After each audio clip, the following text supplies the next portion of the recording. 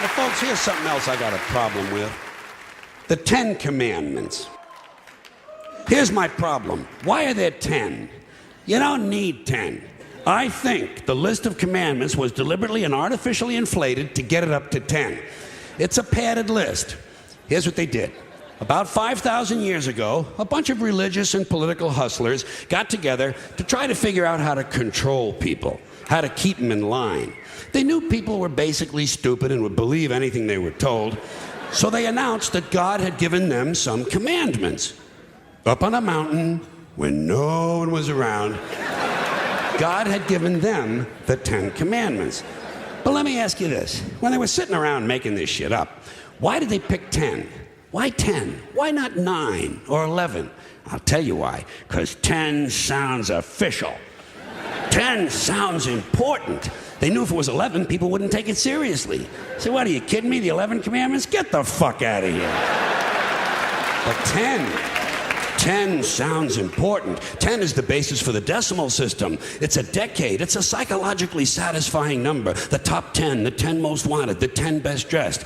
So having 10 commandments was really a marketing decision. And to me, it's clearly a bullshit list. It's a political document artificially inflated to sell better. I'm going to show you how you could reduce the number of commandments and come up with a list that's a little more workable and logical. We're going to start with the first 3, and I'll use the Roman Catholic version because those are the ones I was taught as a little boy. I am the Lord thy God. Thou shalt not have strange gods before me. Thou shalt not take the name of the Lord thy God in vain. Thou shalt keep holy the Sabbath. Right off the bat, the first 3, pure bullshit. Sabbath day, Lord's name, strange gods. Spooky language. Spooky language. Designed to scare and control primitive people. In no way does superstitious nonsense like this apply to the lives of intelligent, civilized humans in the 21st century. You throw out the first 3 commandments, you're down to 7. Next, honor thy father and mother. Obedience, respect for authority. Just another name for controlling people. The truth is, obedience and respect should not be automatic. They should be earned. They should be based on the parent's performance. Parent's performance. All right? Some parents deserve respect. Most of them don't. Period. You're down to 6. Now, in the interest of logic, something religion is very uncomfortable with, we're going to jump around the list a little bit. Thou shalt not steal, thou shalt not bear false witness. Stealing and lying. Well, actually, these 2 both prohibit the same kind of behavior. Dishonesty, stealing, and lying. So you don't need 2 of them. Instead, you combine them and you call it thou shalt not be dishonest. And suddenly, you're down to 5. And as long as we're combining, I have 2 others that belong together. Thou shalt not commit adultery. Thou shalt not covet thy neighbor's wife. Once again, these 2 prohibit the same kind of behavior. In this case, marital infidelity. The difference is coveting takes place in the mind, and I don't think you should outlaw fantasizing about someone else's wife.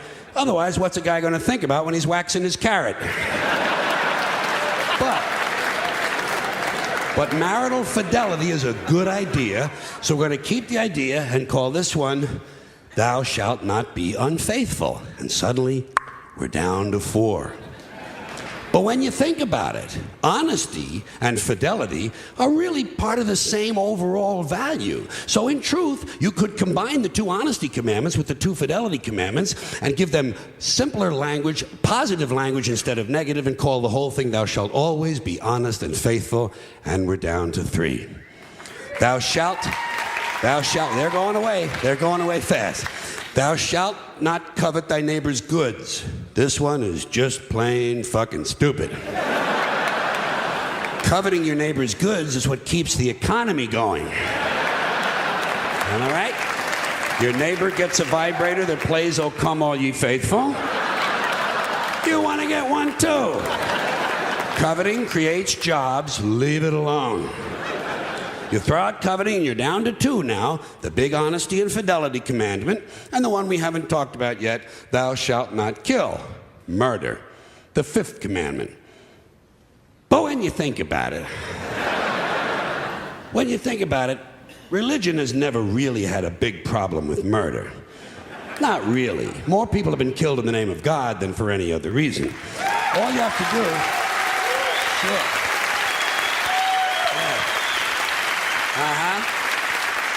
All you have to do is look at Northern Ireland, the Middle East, Kashmir, the Inquisition, the Crusades, and the World Trade Center to see how seriously the religious folks take thou shalt not kill. The more devout they are, the more they see murder as being negotiable.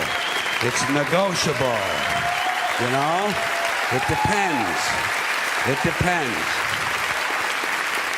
It depends on who's doing the killing and who's getting killed. So, with all of this in mind, I leave you with my revised list of the 2 commandments. Thou shalt always be honest and faithful to the provider of thy nookie. And thou shalt try real hard not to kill anyone, unless, of course, they pray to a different invisible man from the one you pray to. 2 is all you need. Moses could have carried him down the hill in his fucking pocket. And if they had a list like that, I wouldn't mind those folks in Alabama putting it up on the courthouse wall. As long as they included one additional commandment, thou shalt keep thy religion to thyself. Thank you. Thank you. Thank you, everybody. Thanks for coming in. I appreciate it. Thank you. Thank you.